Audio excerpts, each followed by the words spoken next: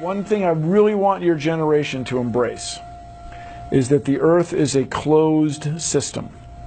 We cannot leave the Earth. There's no place to go.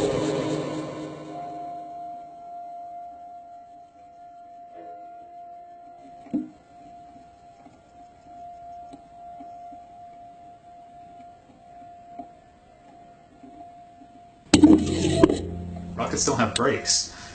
It literally stopped. All of that angular momentum from the rotation of the rocket and the linear momentum from flying up just stopped. No, it had to have hit something. But what did it hit? If it hit a solid surface, the rocket would have been destroyed, and most likely the camera too, so we wouldn't have the footage, and obviously that's not the case.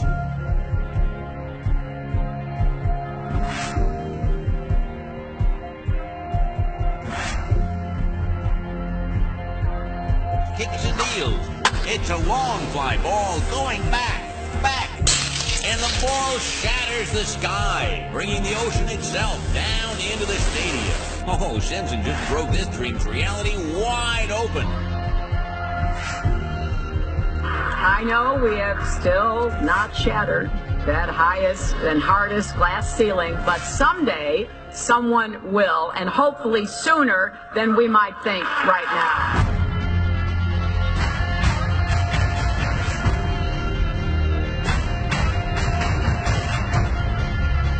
There's no place to go.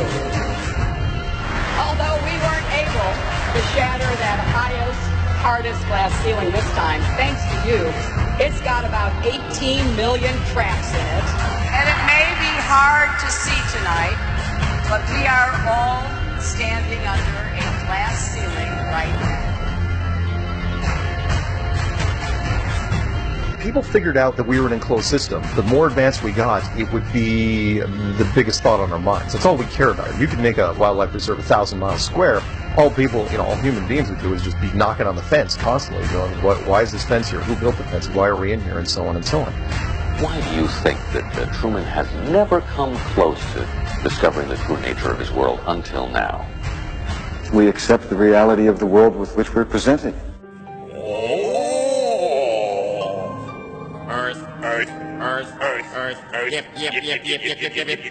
Earth, yep, Earth, yep. Oh. Earth. You start here, and you go around long enough in the same direction, you wind up in the place you started from. Yes, Thomas? Why don't we fall off when we walk underneath, Miss Sarah? Because of a force called gravity. What does gravity look like? Gravity is something we can't see, but we know it's a great invisible force that keeps us all here on Earth. It's a natural force that keeps us all from flying off into space. We were always told that the world is flat. You were told right. Don't listen to her. I've been patient with you, Sarah. Lord knows I've been patient. None of your words have revealed you. The law of gravity was discovered by Sir Isaac Newton in 1687. That's almost 200 years ago, Uncle Evan. But there is only one law. The law of God. What is gravity? They have no idea. Okay, next question. Wow. No, here's the difference. We can describe gravity. We can say what it does to other things. We can measure it, predict with it.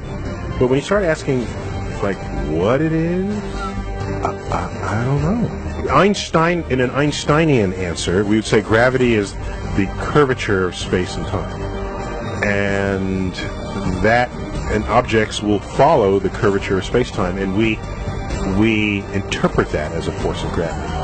That's probably the best answer I can give to a what is gravity question, or why is there gravity. That's the best I can do there. I think that's a good start.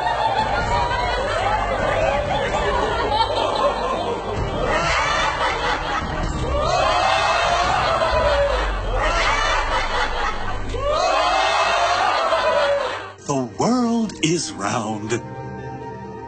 What? You know how everybody believes the world is flat, like a pancake? Well, they're all wrong. The world is actually round, like an orange. The world is an orange. And? And? Well, that's it. It's a great idea. It's one of my best ones. Yeah, but what kind of orange? Is it a navel or a juicer? What? Look, just sleep on it. In the morning, the idea will come to you again, and you won't even remember where you got it. Get it? Got it. Good.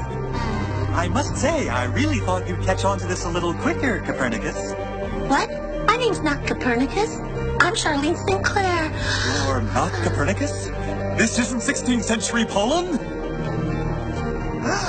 Oh boy, I screwed up. How do you brainwash?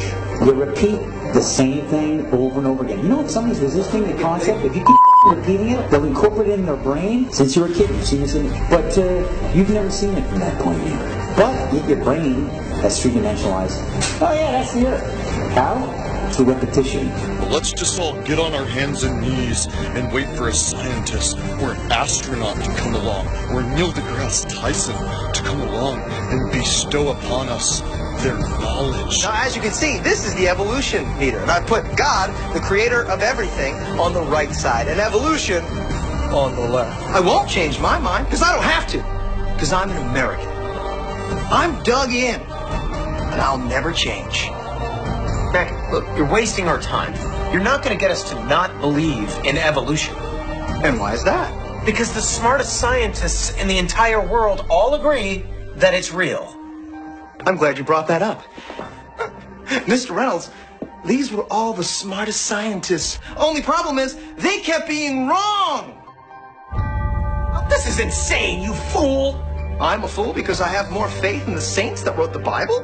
Yeah. Because you just read the words of a bunch of guys that you never met, and you just take it on faith that everything they wrote was true. And what makes you think what your scientists are writing is any more truer than my saints? Because there are volumes of proven data, numbers, figures. Have you poured through the data yourself? The numbers, the figures?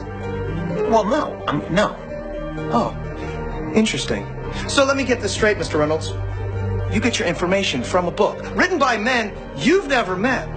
And you take their words as truth based on a willingness to believe, a desire to accept, a leap of, dare I say it, faith? Come on. Look, I mean, I don't even know how I'm supposed to respond to that. Like, come on. I rest my case. Humans, for the most part, don't have a clue. They don't want one or need one either. They're happy. They think they have a good bead on things. Well, why the big secret? People are smart. They can handle it. The person is smart. People are dumb, panicky, dangerous animals, and you know it.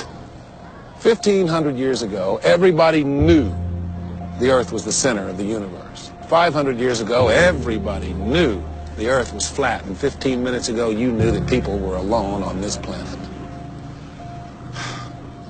Imagine what you'll know tomorrow.